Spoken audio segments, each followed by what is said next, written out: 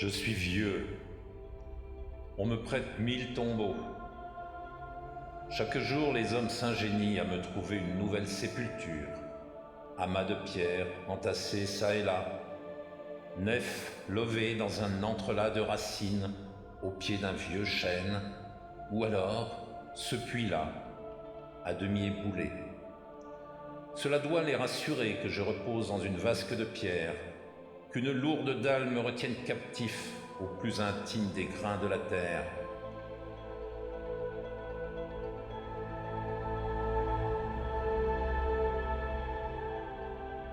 Tel que vous me voyez, je suis vieux et lourd de ces 1000 tombeaux.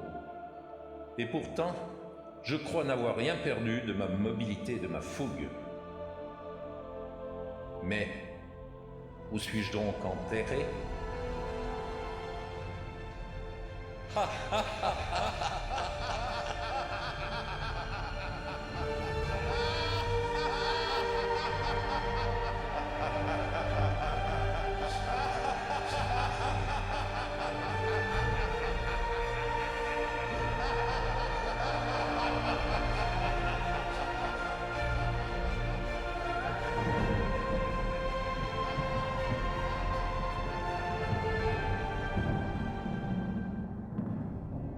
Merlin, Merlin, Merlin, immortel tu es.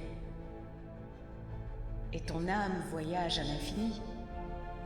Ton esprit s'échappe sans le vouloir de la douce prison d'eau, du palais de verre et de lumière dans lequel tu t'es laissé emprisonner. Ton histoire, notre histoire. Blaise, ton fidèle compagnon, va nous la conter.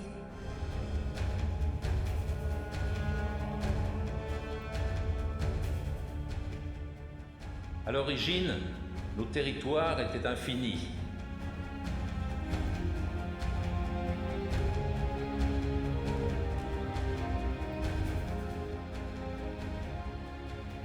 Le souffle de ma démence noire empoignait les chevaliers.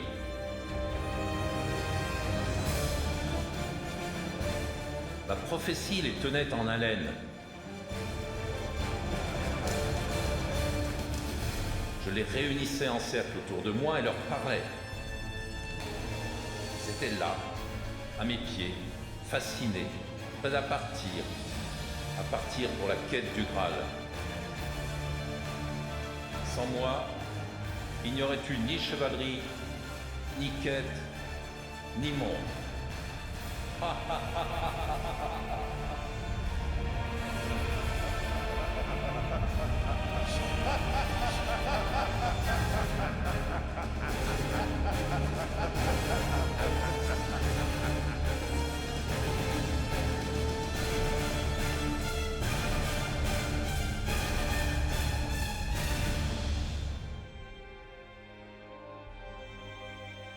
Enfin, j'arrive au terme d'une longue histoire, et à l'heure où j'en écris les derniers mots, je me demande encore si je l'ai réellement vécu ou si je l'ai rêvé.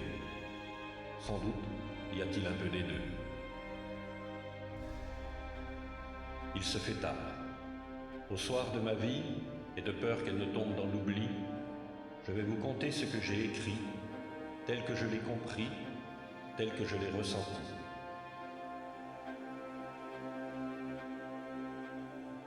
Où êtes-vous? Ah, vous voilà.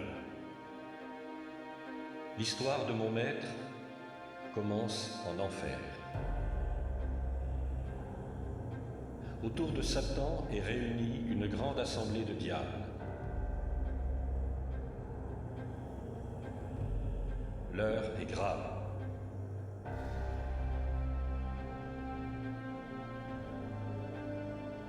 Jésus est venu sauver des âmes qui se trouvaient en mon pouvoir. Je dois réagir. Oui. En voyant sur terre un antéchrist, il naîtra d'un diable et d'une femme, et sèmera le trouble et le péché parmi les humains.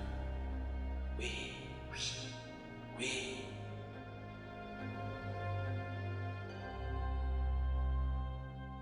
Le diable jette son dévolu sur Diwed, fille du roi des Démètres. La jeune fille est pieuse et très pure, mais le diable rôde. Il ne faut jamais t'endormir sans laisser de la lumière près de ton lit et sans avoir fait ton signe de croix.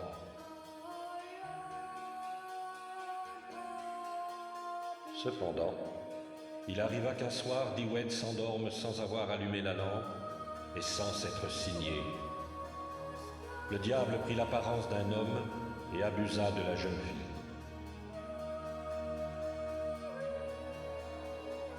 Sacrilège, porteuse d'un enfant sans père, Diwed risquait le bûcher.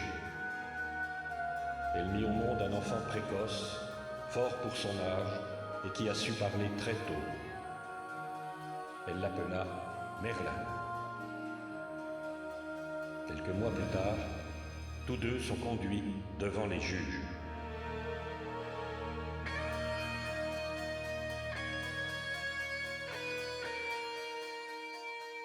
Femme, dis-nous, qui est le père de cet enfant? Sur mon salut, je jure que je n'ai jamais été dans une telle intimité avec un homme pour en devenir grosse. Alors Merlin intervient. Je connais mieux mon père que toi le tien. Et ta mère, c'est mieux qui t'a engendré que la mienne ne le sait à mon propos. Étonnement général. Le juge est quelque peu troublé. Mère, éclairez-nous. Rendez compte de cette accusation.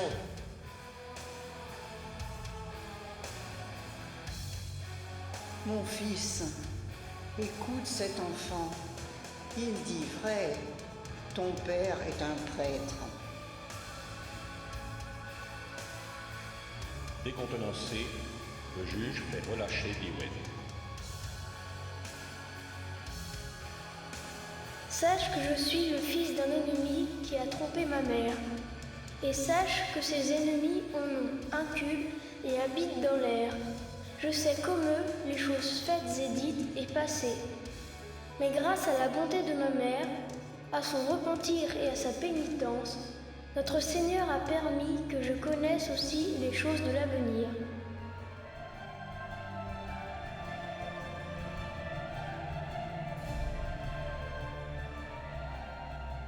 J'étais là, et Merlin s'approcha de moi.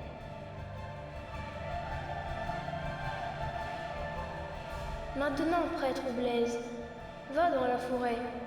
Fais-toi ermite et prie notre Seigneur à travers les arbres et les fleurs, car ce sont des créatures comme toi.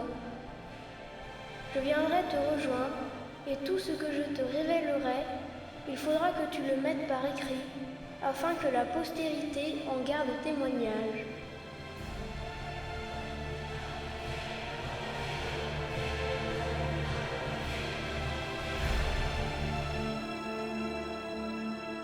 Cette histoire commence au pays blanc d'Albion, terre de l'Hyperborée, au temple des prêtres celtes, à Stonehenge.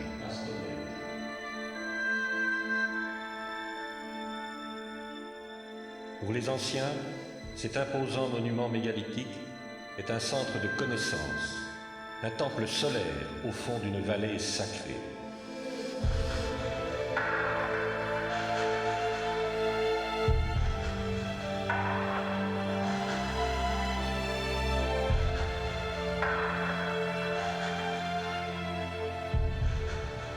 Ici, la nuit, les druides se rassemblent sous les dolmens, à l'intérieur des cercles de pierre levées, pour y célébrer le solstice d'été.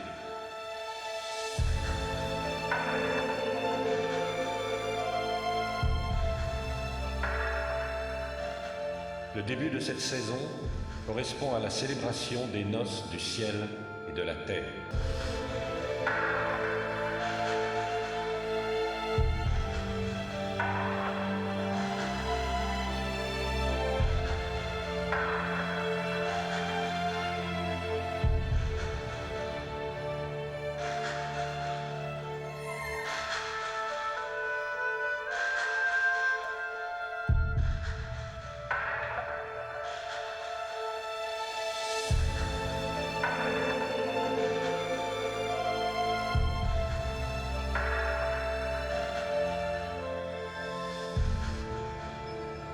Merlin est là, à contempler son œuvre, lorsqu'arrive Uther Pendragon, roi de Bretagne.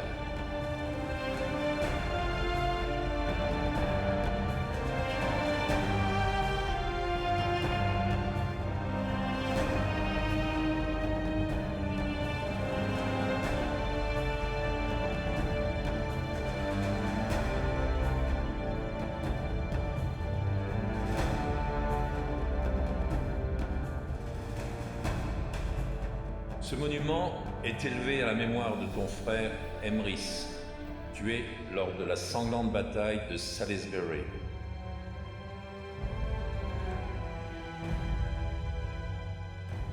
Grâce à toi, Merlin, sans le secours d'une puissance surnaturelle, personne de ce temps n'aurait pu ni transporter, ni assembler ces pierres sacrées.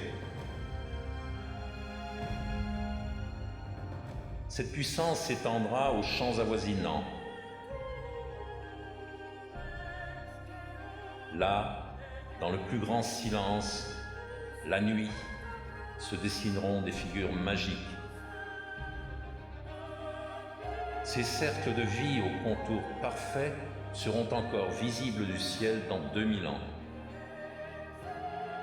Œuvre divine ou satanique, nul ne sait comment et qui les crée.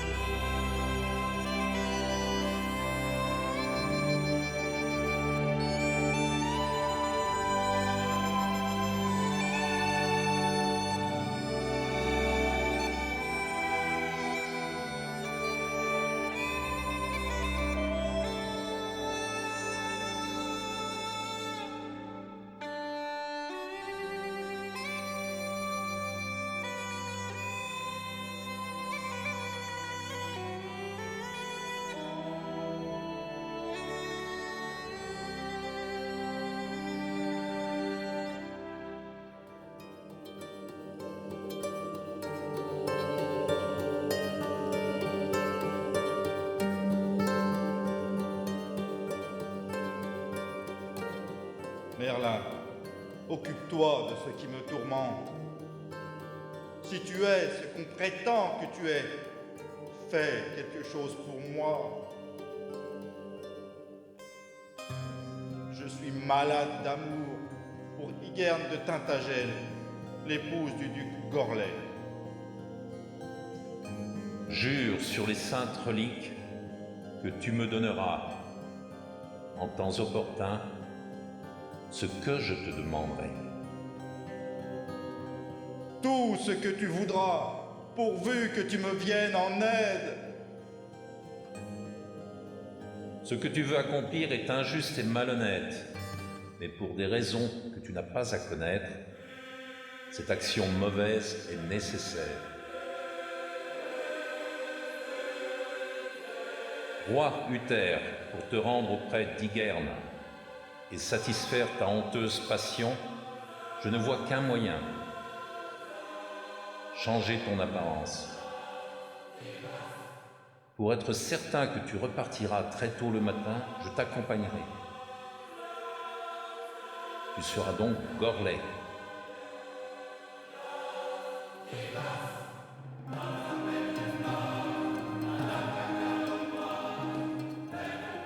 Et moi, je deviendrai Jourdain, ton fidèle serviteur.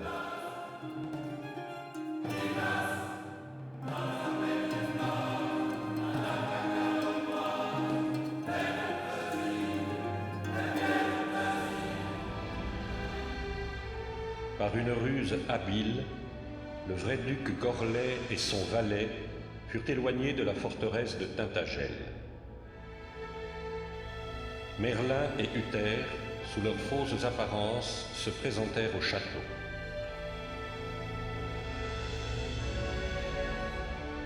C'est cette nuit-là que fut engendré le futur roi de Bretagne.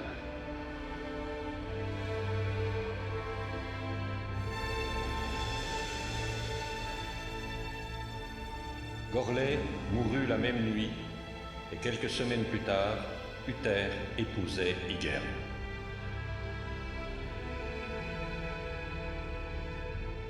Les mois passèrent. Igerne mit au monde un fils. Dans le plus grand secret et comme elle l'avait promis, dès sa naissance, l'enfant fut remis à un homme qui se tenait à la porte de la forteresse. C'était Merlin, mais la servante ne le reconnut pas.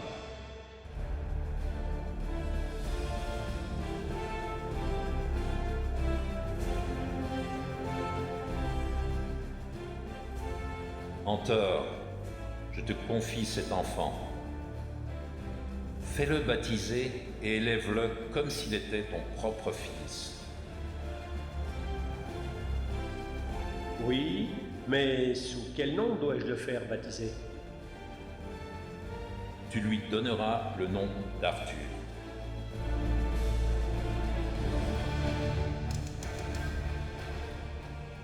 Des années se sont écoulées.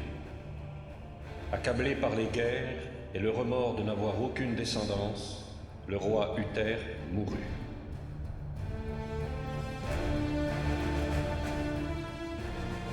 Les grands du royaume se consultent pour élire un successeur et sur les conseils de Merlin se réunissent à Noël devant la forteresse de Carduel.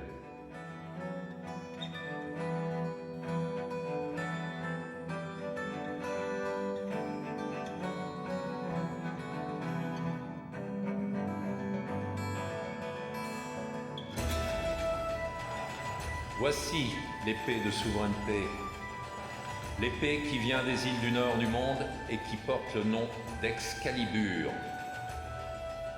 C'est elle que devra brandir le roi que Dieu a choisi pour ce royaume. Lui seul pourra l'arracher de cette pierre, et lui seul pourra la tenir sans que ses mains ne soient brûlées par la chaleur qu'elle dégage.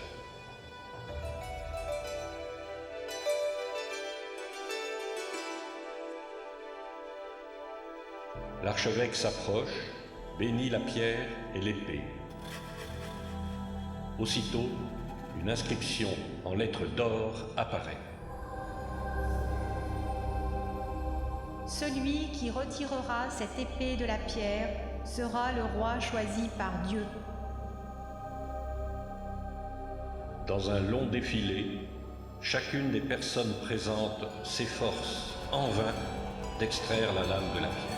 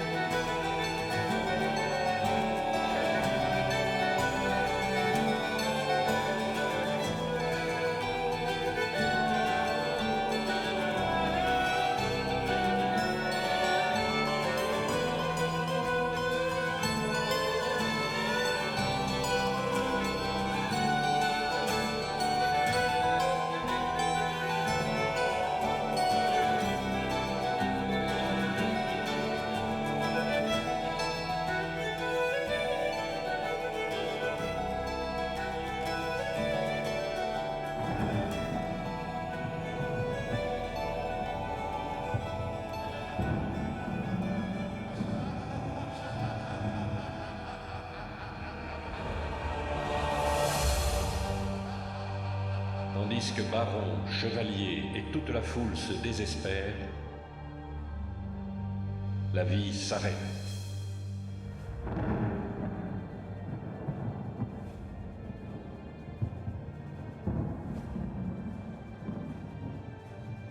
Un jeune homme s'approche de l'épée, la saisit à deux mains et la retire.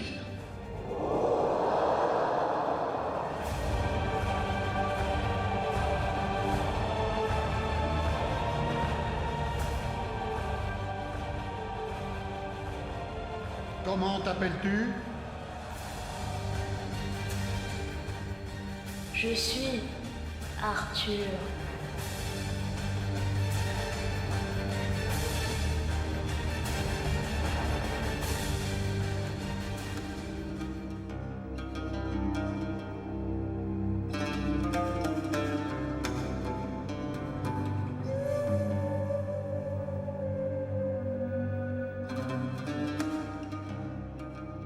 Arthur a grandi.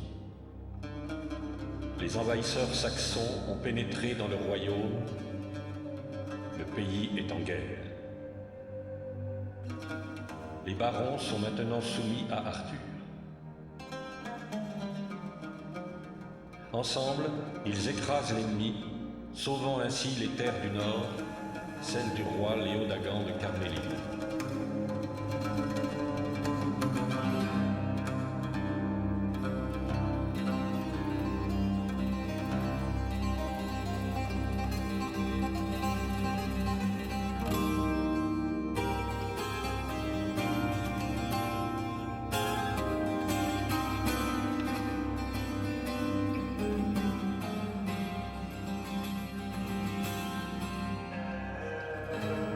C'est ainsi qu'Arthur rencontre Guenièvre, la fille du roi.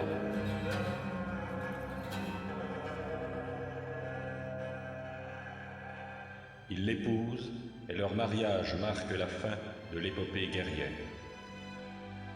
S'ouvre une époque de paix et de prospérité. À Camelot, Merlin accorde sa bénédiction au couple et durant la cérémonie, il offre à Arthur la table ronde.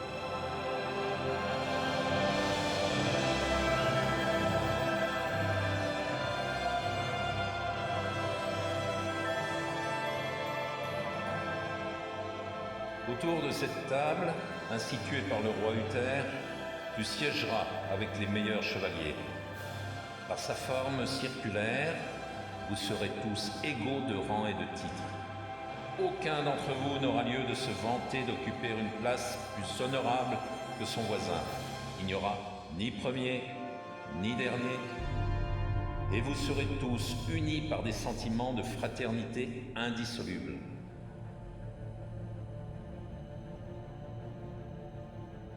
Je vois que dans un avenir proche, ils te rejoindront.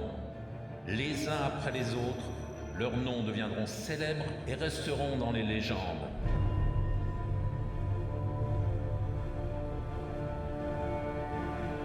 Agravin, Bedware, Bort,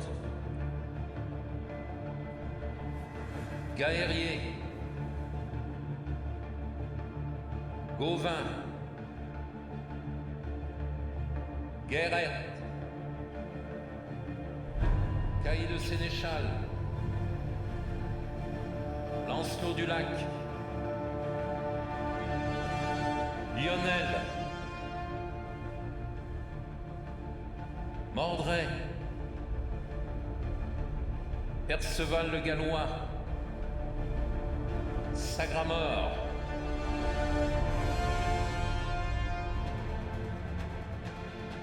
ce siège vide est réservé aux chevaliers au cœur pur qui trouvera le Saint Graal, cette coupe dans laquelle a été recueilli le sang de notre Sauveur. Elle est essentielle à l'harmonie des hommes. Chevaliers, il est temps de partir à la quête du Graal.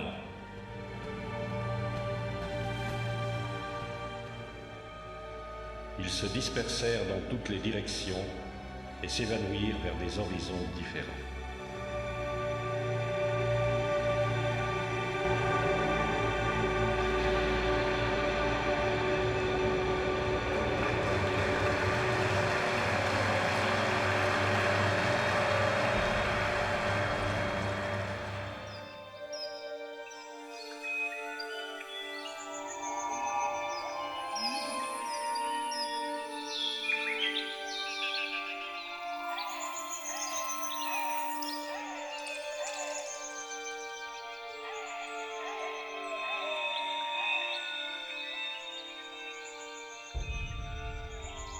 Il est une île, perpétuellement noyée dans les brouillards. Ultime refuge de la sagesse, Avalon se dérobe au regard des profanes, se repose au cœur des brumes éternelles. Seul, l'initié élevé en ce lieu connaît les chemins secrets qui permettent de traverser le pays des lacs.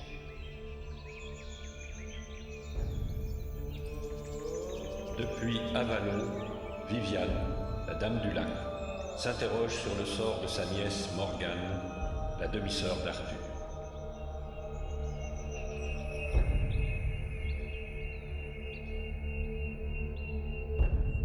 Morgane a perdu sa nature de femme pour prendre l'aspect désincarné de certaines fées que le regard du mortel éclaire ou assombrit selon son état d'âme.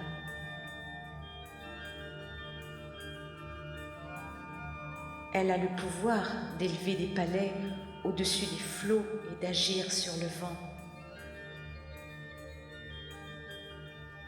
Certains croisés naviguant en Méditerranée affirment avoir aperçu de fantastiques châteaux se reflétant dans la brume près du détroit de Messine. Ils attribuent ce phénomène à la fée Morgane.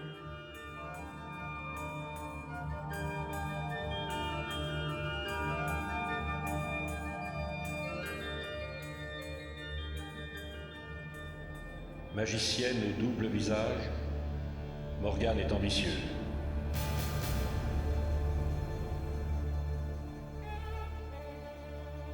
Son but est de détrôner Arthur afin de devenir suzeraine de Bretagne. Pour arriver à ses fins, elle devient la maîtresse du roi lors du rite de l'ancienne religion païenne de Beltane.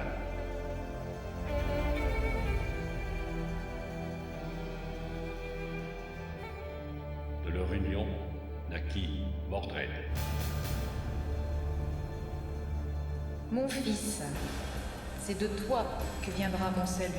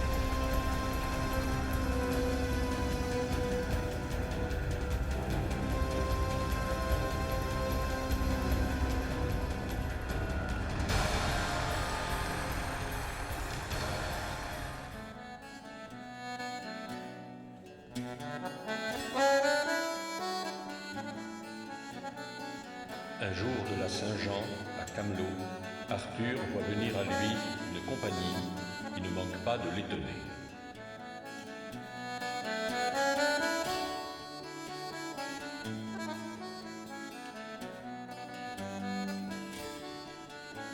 Seigneur, que Dieu te bénisse comme le meilleur des rois de ce monde.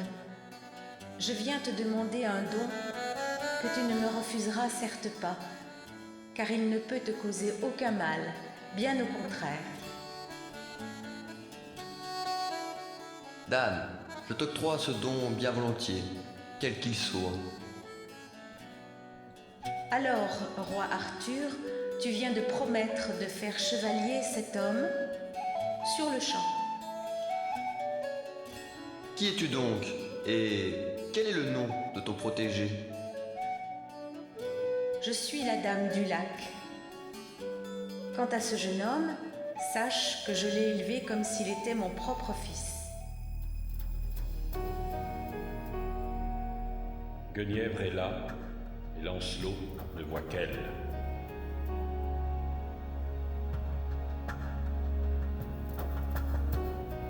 Yvain, quel est le nom de ce jeune homme?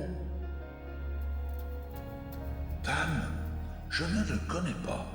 Je pense qu'il est des pays au-delà de la mer, car il en a le parler.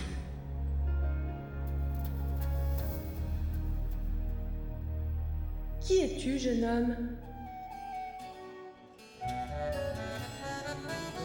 Je suis Lancelot, et je viens d'un autre pays.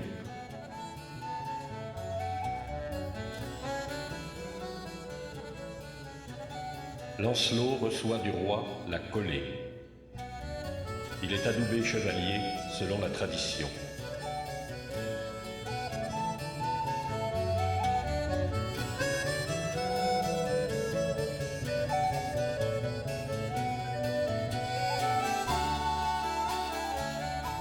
Morgane, témoin de la scène et du trouble qui s'est emparé de Guenièvre et de Lancelot, s'éloigne, elle-même sous l'emprise d'un terrible attrait pour le jeune chevalier.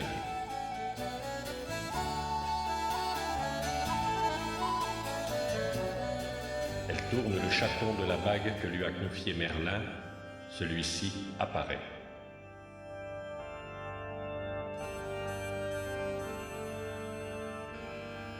Ah, Morgane, tu ne changeras jamais. Tu désires ce jeune homme dont tu ignores tout, mais tu ne l'auras pas. Certes, il s'efforcera de conquérir le monde, mais cela ne sera pas pour toi. Ce n'est pas dit. Je me souviens de tes conseils et de tes secrets, Merlin, et je m'emploierai à les mettre en pratique. Laisse tranquille ce jeune homme. Il ne t'est pas destiné.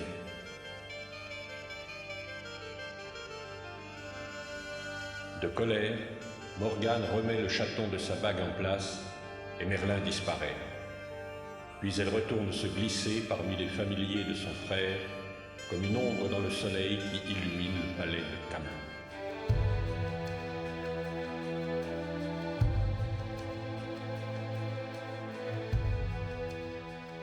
Peu de temps après son adoubement, Lancelot arrive au château de Corbénic.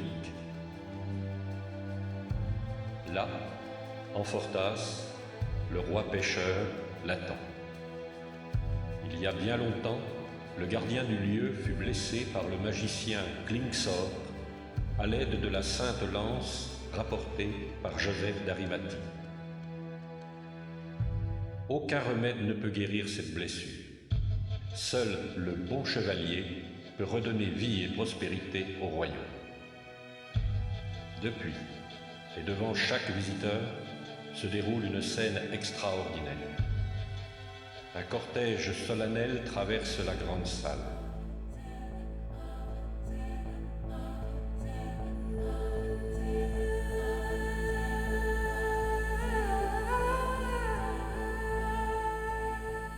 Une damoiselle porte le chandelier,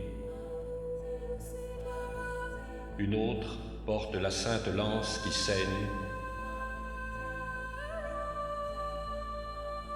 Une autre, un objet si auguste que le paradis n'a rien de plus beau, le Graal.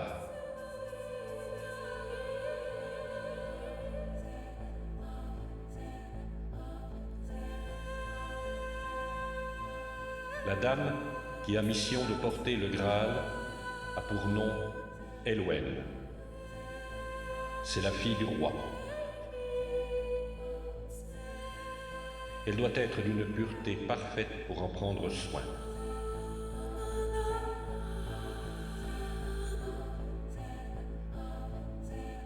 Lancelot reste muet de stupeur, d'admiration et de respect devant cette scène, et néglige, hélas, de poser une question au sujet de ce qu'il voit.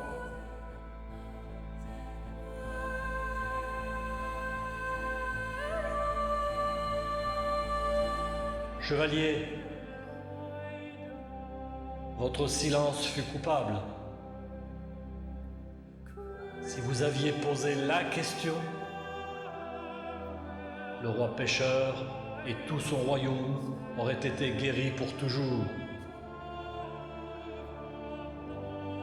Comme les autres, vous n'aurez de cesse de retourner à Corbénic, mais jamais vous n'en retrouverez le chemin.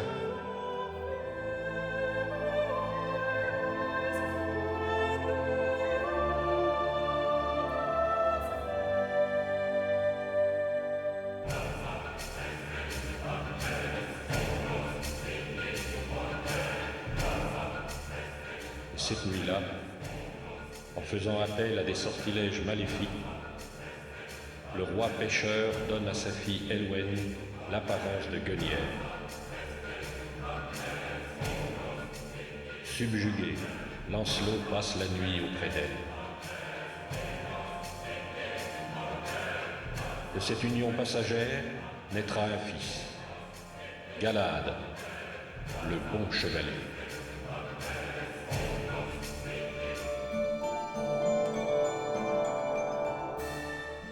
Quelques mois plus tard, alors qu'il revient du château de Rigomère, Lancelot s'arrête devant l'entrée d'une grotte.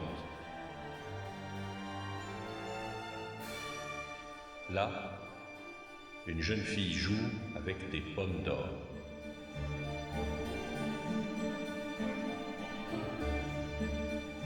Lancelot, il y a un mystère ici. Prends cette lance, pointe-la devant toi, défie l'homme noir.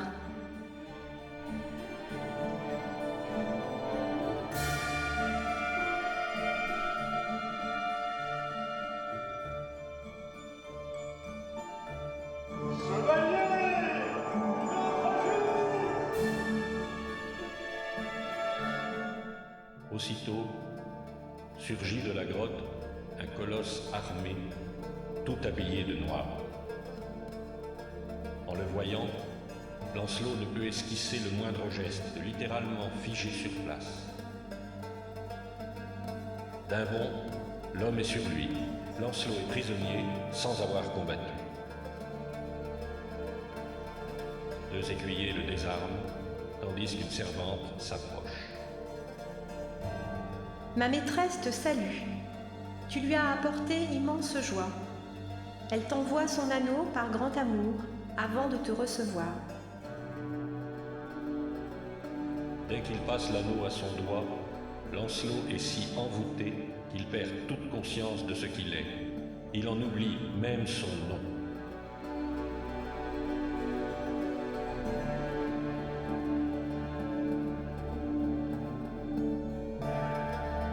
Le jour suivant, Gauvin, parti à la recherche de Lancelot, arrive devant la même grotte.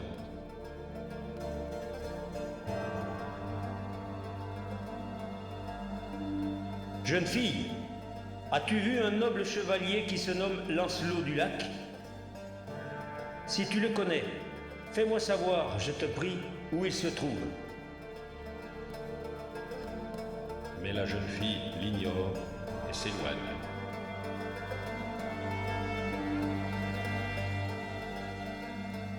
Gauvin s'engouffre dans la grotte. Il avance prudemment et ne tarde pas à entendre des bruits. Dans une salle, parmi d'autres chevaliers, il retrouve Lancelot.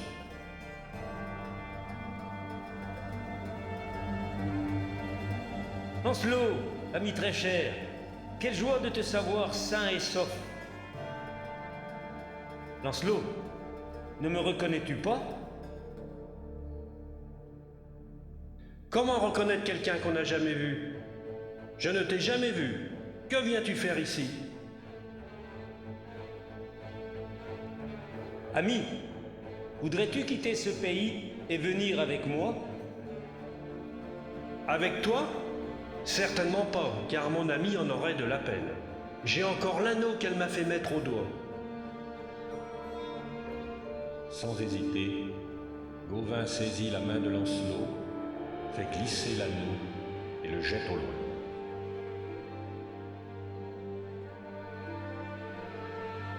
Gauvin, quelle aventure! Quand je pense qu'après avoir tant bataillé, j'ai été la victime d'un maléfice infernal. Vite, délivrons nos compagnons qui ont subi le même sort.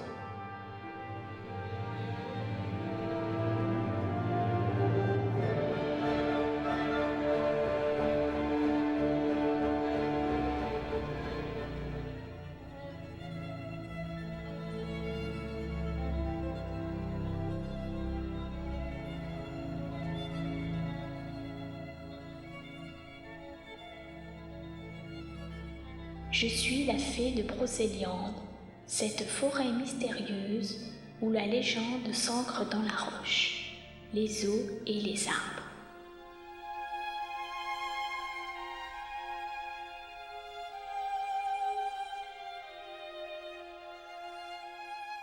Du temps de sa liberté, Merlin aime à s'y réfugier, au plus profond des bois.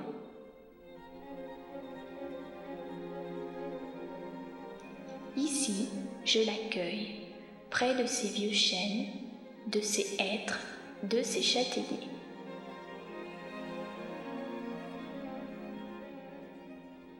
Lorsque la folie le prend à voir le comportement cruel des hommes, la forêt alors l'apaise, le rend à lui-même savant, médecin, devin.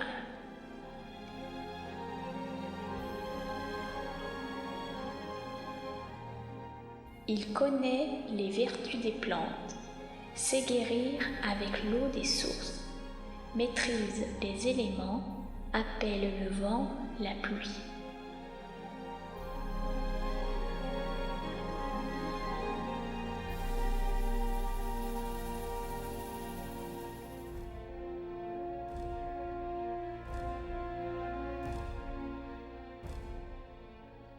Je sais que l'esprit humain a besoin de se raccrocher à des talismans et que la foi dans le médecin guérit parfois mieux que la médecine elle-même.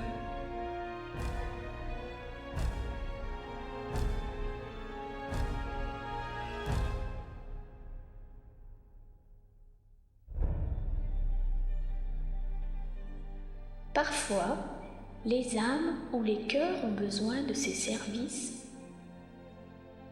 Merlin connaît plantes, poudres, champignons, compose lui-même onguents et potions qui soulagent.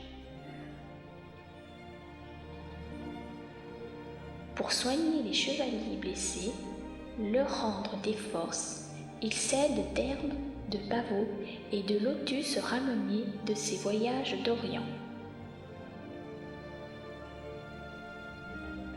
Dans son mystérieux esplumoir, Merlin étudie sans cesse l'oursin fossile, le squelette du renard, la structure des pierres, les souvenirs des ancêtres lointains de l'homme.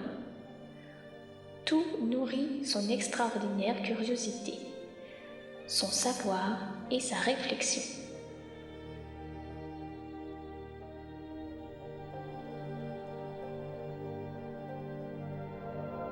Par un beau jour de printemps, Merlin décide d'aller méditer dans la grande forêt de Brocéliande. À la clairière de Barenton, il aperçoit Viviane, seule, assise au bord d'une fontaine qu'elle connaît bien.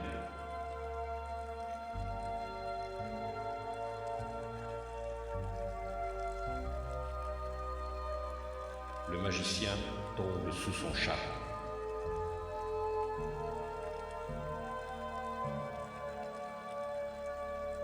Que celui qui connaît toutes nos pensées te donne joie et bonheur. Qui es-tu? Je suis de ce pays, on m'appelle Merlin, et je suis un familier du roi Arthur. Ne pourrais-tu pas me montrer un de ces tours dont j'entends parler, pour me prouver que tu es celui que tu prétends être? Certes, mais que me proposes-tu en échange? Te suffirait-il pour ta peine que je fusse ton ami, sans mal ni vilenie? Je me contenterai donc de ton amitié, sans demander plus. Alors Merlin trace sur le sol un grand cercle en prononçant d'étranges paroles. Au bout d'un court instant, une foule en liesse sort de la forêt.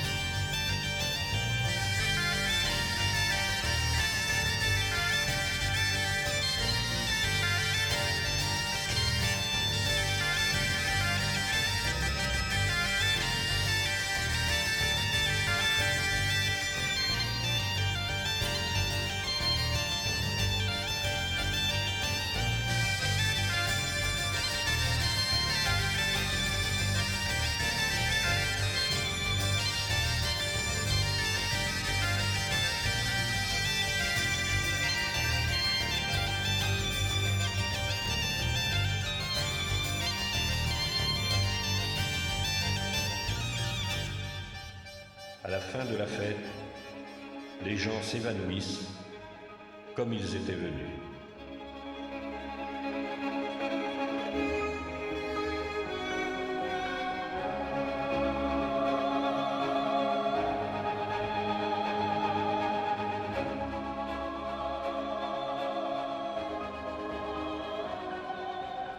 Quiconque prendra de l'eau de cette fontaine et la renversera sur cette pierre déclenchera les foudres des cieux et s'attirera celle du chevalier noir.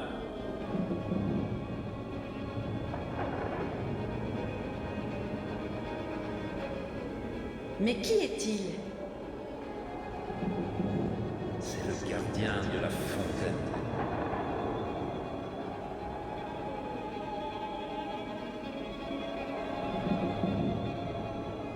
D'un geste, Merlin stoppe l'orage.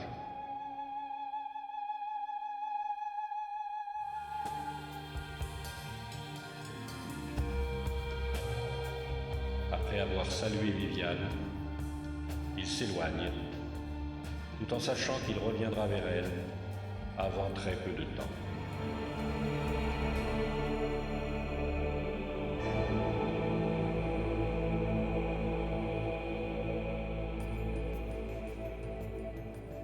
Nous sommes au printemps, dans la gaste forêt, la forêt des mystères.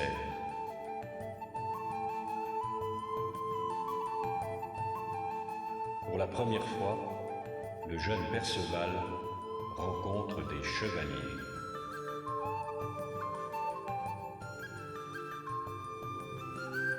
Êtes-vous Dieu? Certes non. Alors, qui êtes-vous donc? Je suis un chevalier. Chevalier. Je ne connais personne ainsi nommé. C'est un homme qui se bat pour Dieu, pour les faibles, pour la justice et pour l'honneur.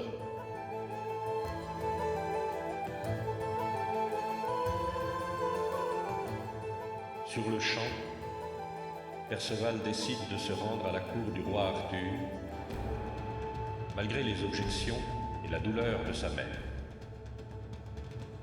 Chemin faisant, il rencontre Gornement de Gorreau, qui l'initie d'abord au maniement des armes, puis le fait chevalier.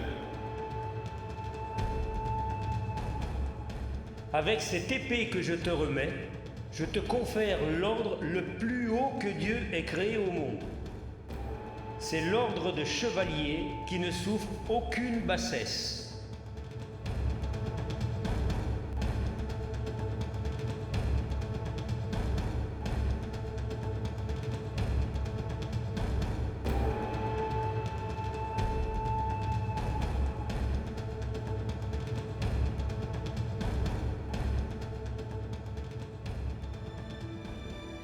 Au château de Beaurepaire, Perceval rencontre Blanchefleur, sa future femme.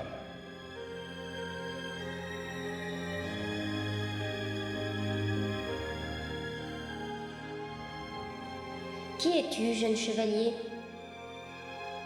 Et celui qui ne savait pas son nom devine et dit qu'il a pour nom Perceval, le Gallois.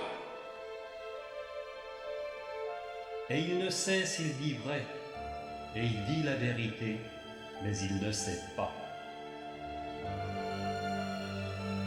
Car Perceval ignorait son nom, personne jusqu'à présent ne lui avait demandé.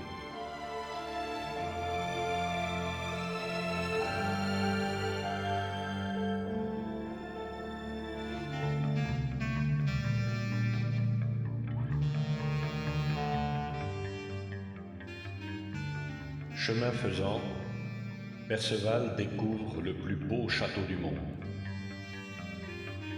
Les portes sont ouvertes, il entre. Tout est désert.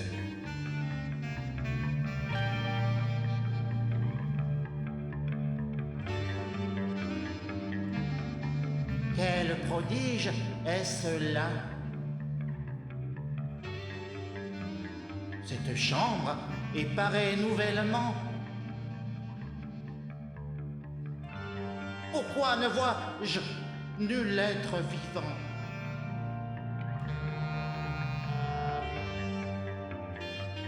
Mais quel est cet échiquier? Serais-je invité à jouer?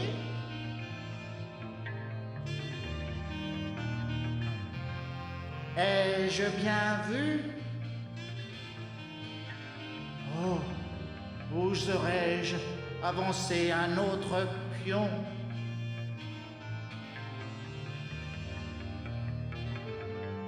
Par Dieu, voilà bien la plus sotte merveille que j'ai vue.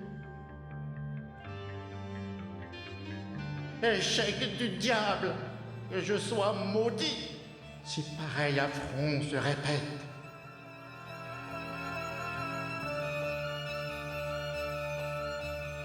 Et là, chevalier, la colère vous fait agir comme un vilain.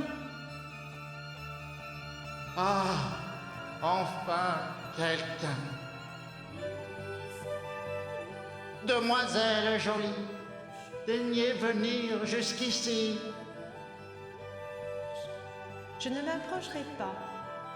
Mais vous, remettez mes échecs en place, et vous serez un chevalier courtois. Comment?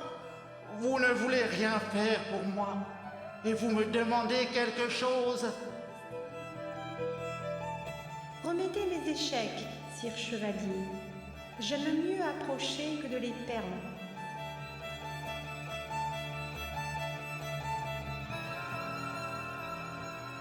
Si vous êtes si courageux, allez chasser le grand cerf blanc qui hante la forêt voisine et rapportez-moi la tête. Je ferai selon votre volonté.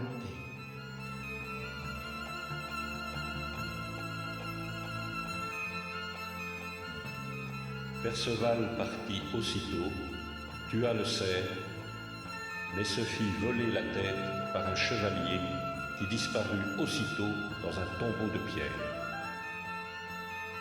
Et jamais plus il ne revit le château merveilleux ni la jolie châtelaine.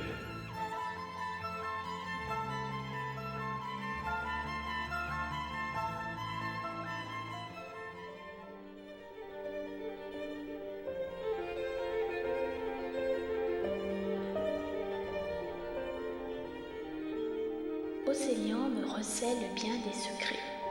Cette forêt mystérieuse, envoûtante, conjugue les enchantements de la terre, du ciel et des eaux.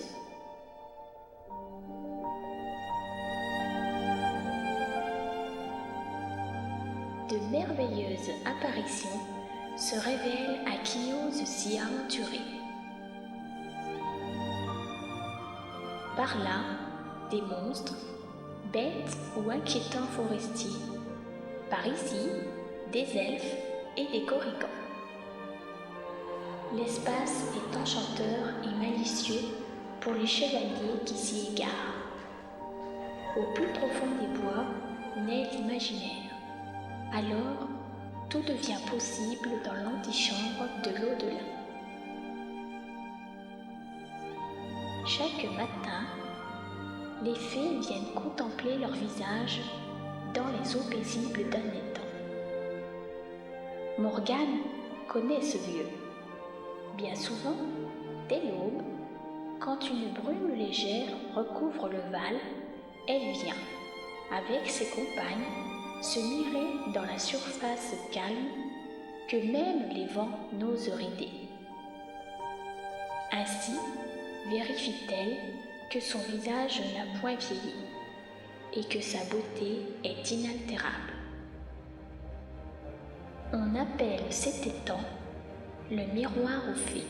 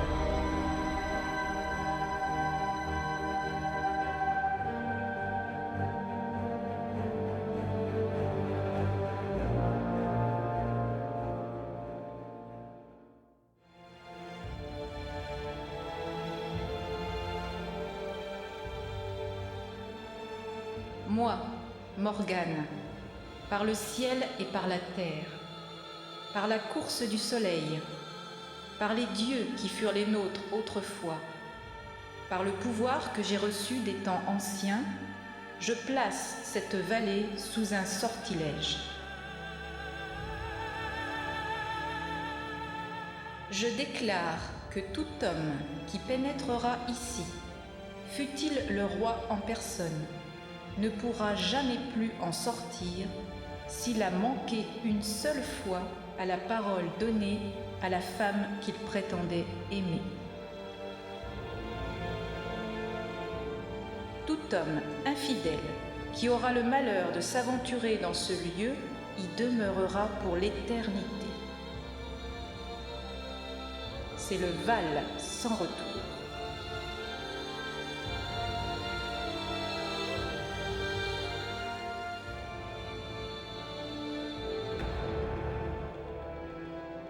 Le jeune Galahad arrive à l'abbaye des Moines Rouges et y retrouve le chevalier Yvain et le roi Baudemagu.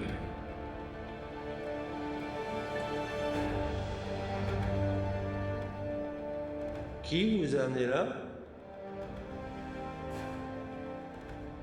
Ma foi, Seigneur, nous y sommes venus pour voir une chose extraordinaire.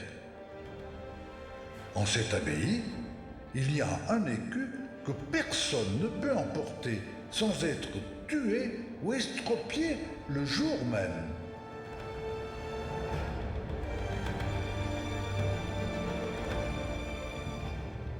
Eh, par Dieu, je veux sortir d'ici par la grande porte, la lance au poing, avec cet écu au col. Je verrai bien si ce qu'on dit est vrai. C'est une belle aventure, et si vous la manquez, je la tenterai à mon tour.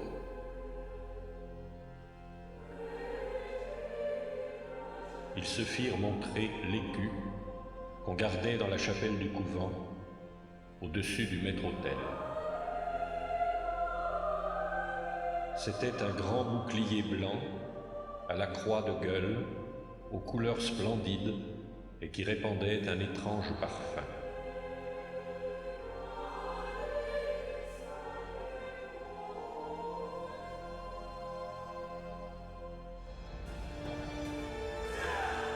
Malgré les objurgations des moines, Baudemagu s'avance, le prend et l'emporte.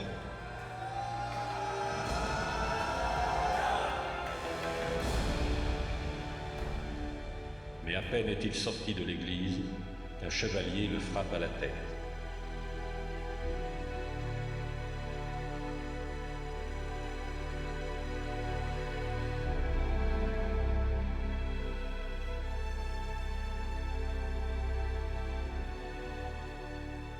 Messire, cet écu est réservé au meilleur chevalier qu'il soit au monde.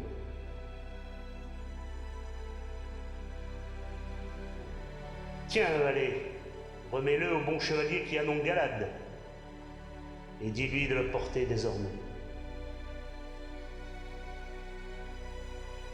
Seigneur, ne me direz-vous pas votre nom, afin que je puisse le répéter? Ha! Aucun mortel ne peut connaître mon nom. Tombant à genoux, l'écuyer conjura le chevalier de lui révéler du moins ce qu'était l'écu merveilleux.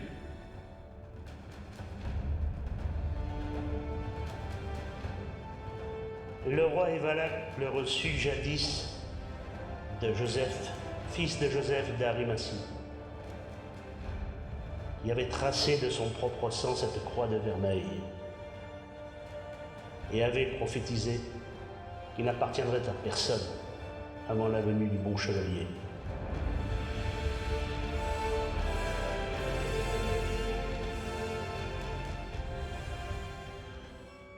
Ce soir d'automne, une cloche sonne dans le lointain. Perceval se dirige vers elle. Il arrive près d'un couvent, entre dans la chapelle, où il aperçoit un lit disposés au bas des degrés de l'autel. Une forme humaine y repose, enveloppée de voile. Au moment de l'élévation, le gisant se redresse sur son séant et découvre son visage. C'est un vieil homme. Ses épaules et sa poitrine sont percées de plaies effrayantes. Le vieux roi joint les mains et s'écrie « Ô doux Jésus-Christ, ne m'oubliez pas !»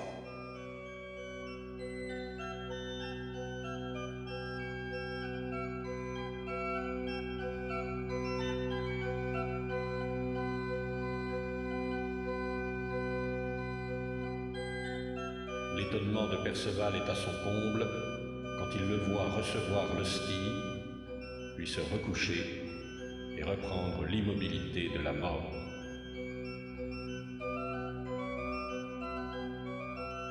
Qui est ce vieillard? C'est le roi Evalac, l'antique défenseur des premiers chrétiens. Un jour, Evalac voulut voir de près la coupe sacrée. Alors une nuée l'enveloppa subitement, et quand elle fut dissipée, le roi gisait aveugle, percé d'innombrables blessures. Courageux serviteur du Christ, il lui avait été promis qu'il ne mourrait pas avant d'avoir vu le bon chevalier. Depuis, il vit ainsi, d'une existence toute semblable à la mort. Sa seule nourriture est l'hostie que chaque jour le prêtre lui donne. À la venue du bon chevalier, ses plaies séculaires guériront, ses yeux verront. Seigneur chevalier, vous n'êtes pas celui que nous attendions.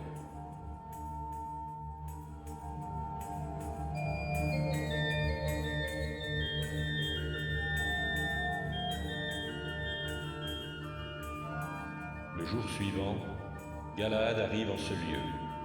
Aussitôt, Evalac se sent soulagé de ses maux.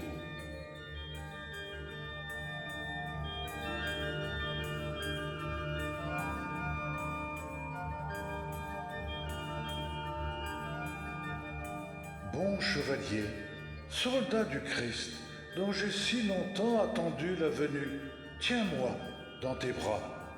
Près de toi, ma chère, morte de vieillesse, reviens à la vie. Et comme il lui avait été prédit, le vieux roi fut guéri, et dans l'instant, il trépassa.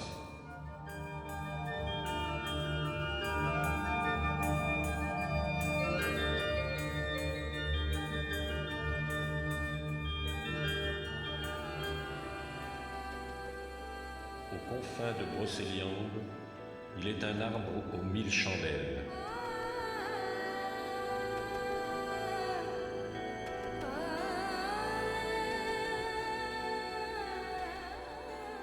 Ces myriades de lueurs représentent tous les mensonges qui aveuglent les hommes. Au chemin pour l'église de l'île de Verre, Perceval aperçoit le magnifique spectacle.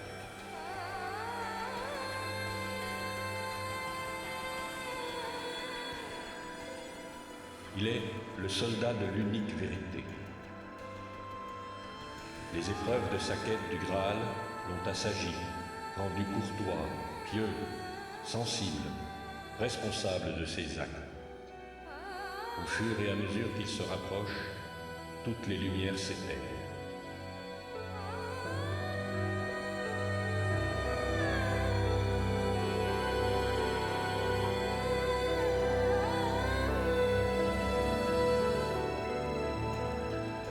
Le jeune Gallois est rejoint par Galahad et Bor, juste devant le portail de l'église.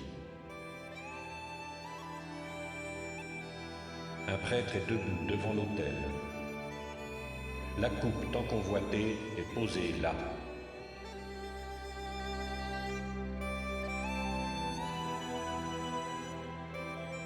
Je t'attendais, Galahad, beau, doux fils.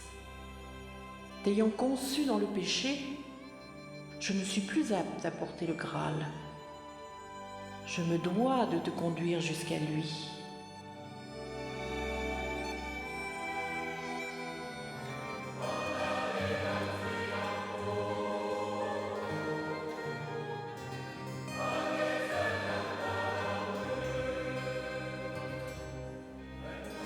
Galahad s'approche lentement, soulève le voile qui recouvre le Graal.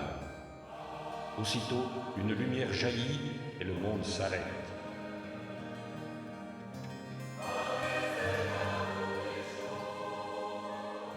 Et tous ne seront qu'un dans la lumière de l'Éternel.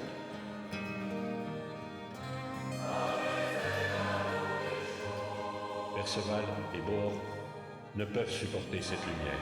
Galahad, lui, radieux, triomphant, est métamorphosé par l'extase. Mère, j'ai vu, je comprends, je sais. Puis il se met à trembler, salue ses amis et s'écroule foudroyé au pied de l'autel. La coupe disparaît à tout jamais.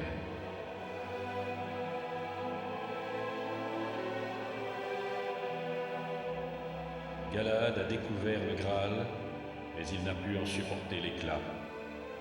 Il paye le prix de sa témérité, après avoir porté les mains sur la coupe sacrée. Ainsi s'acheva la quête du Graal.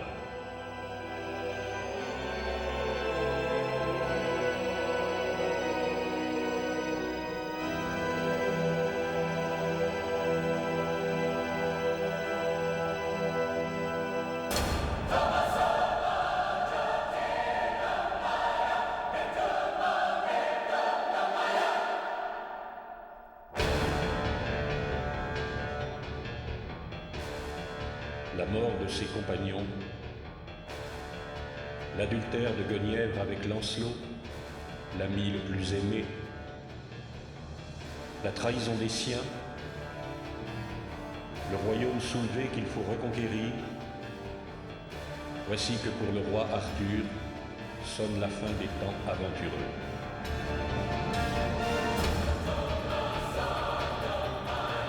Son fils Mordred l'a trahi, fomentant une révolte pour prendre sa place. Arthur reprend les armes pour lui livrer la terrible bataille de Salesbière. Tous les chevaliers de la table ronde vont s'entretuer au cours du combat. Dans l'ultime assaut qui les oppose, Mordred est tué, Arthur mortellement blessé.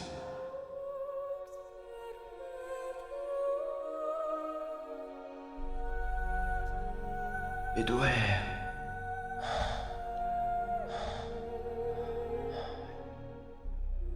Nul après moi ne doit posséder Excalibur, épée magique. Prends-la et jette-la le plus loin possible. Qu'elle disparaisse à jamais au fond du lac. Bedouer jette l'épée. Une main sort promptement du lac pour s'en emparer et l'entraîner dans les eaux.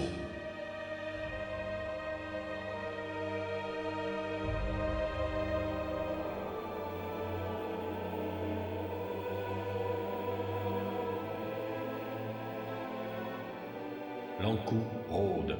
C'est la mort personnifiée, tout en noir. Il arbore une faux qu'il lance en avant pour frapper ses victimes. Mais le roi n'est pas pour lui.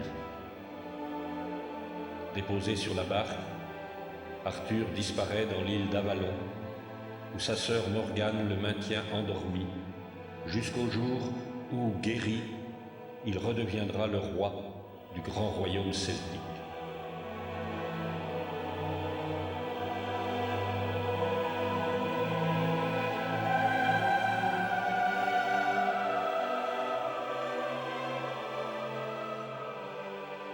Beaucoup plus tard, au-dessus d'une tombe où son corps ne reposera pas, une stèle sera élevée à sa mémoire. On y lira cette épitaphe. Si J. Arthur, Roi il fut, roi il sera.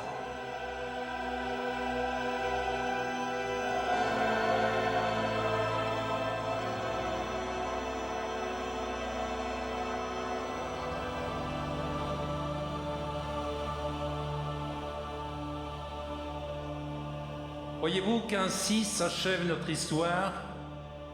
Non, il n'en est rien.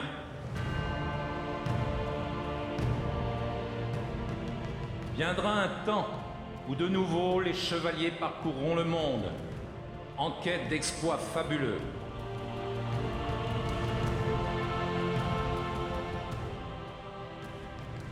Ils affronteront des bêtes monstrueuses au fond de forêts enchantées. Ils conquerront des châteaux aux étranges pouvoirs et délivreront de belles prisonnières. Ils suivront des chasses surnaturelles qui les conduiront au travers de lacs enchantés vers les terres de l'autre monde où l'amour les attend pour toujours.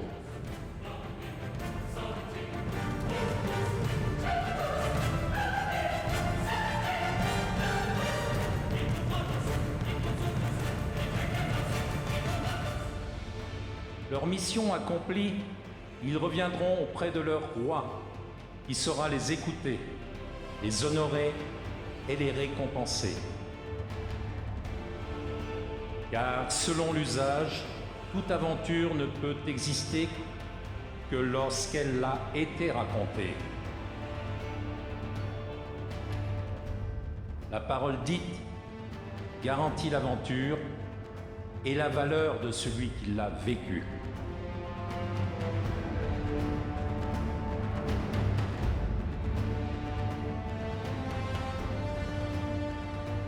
Ainsi, les chevaliers témoigneront de leur prouesse pour la gloire de la table ronde, pour leur roi, par amour de leur dame, ou simplement pour leur honneur.